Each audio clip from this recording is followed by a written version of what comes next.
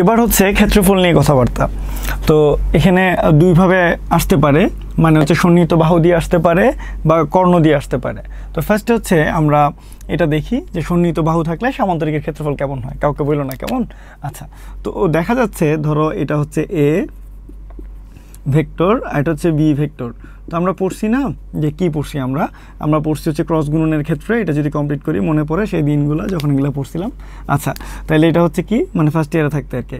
তো এটা হচ্ছে এ ভেক্টর আর এটা হচ্ছে বি ভেক্টর। তাহলে আমরা বুঝছিলাম যে এটা যদি থিটা হয় তাহলে এদিকে বি কস থিটা, এই বরাবর হচ্ছে B sine theta, B sine theta.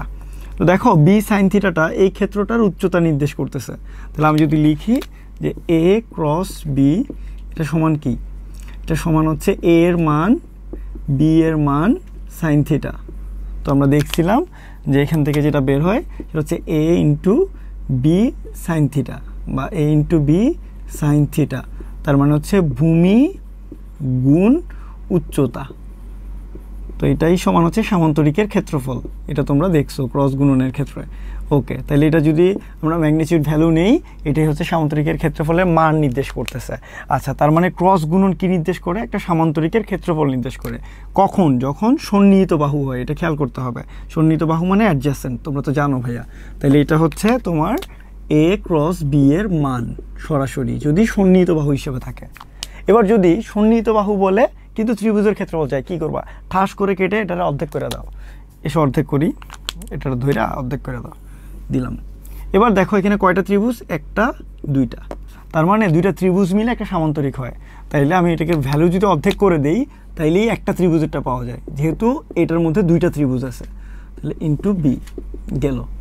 Get your best tutor in a smart way. Download Baidu Academy app.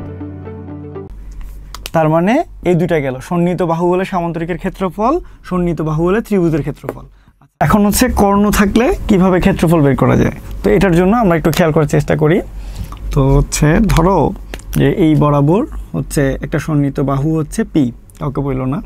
তো এই বরাবর আরেকটা সন্নিহিত বাহু হচ্ছে কিউ, এটা ভেক্টর।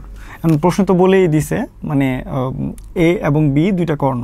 তাহলে হচ্ছে আমি এটার রেজাল্টেন্ট ধরে নিলাম, ধরো হচ্ছে পি প্লাস কিউ, এটাকে ধরে নিলাম আমি এ। এবার আমি যদি পি মাইনাস কিউ বের করতে চাই, এটাকে পেছনে টেনে দিলাম, মুখস্থ করলেই চলে বাট একটু দেখানোর জন্য আর কি।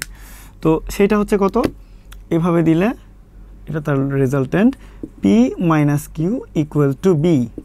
ওকে ভাই, তার মানে কি, এই যে এইটা ফিল আপ করলে এ প্লাস বি পাচ্ছি, আর এইটা ফিল আপ করলে পি প্লাস কিউ পাচ্ছি, এটা ফিল আপ করলে পি মাইনাস কিউ পাচ্ছে।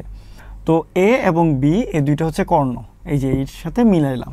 ওকে, তাহলে আমরা এখানে লিখে ফেলি ভাইয়া যে এ ভেক্টর হচ্ছে P plus Q, B vector হচ্ছে পি মাইনাস কিউ।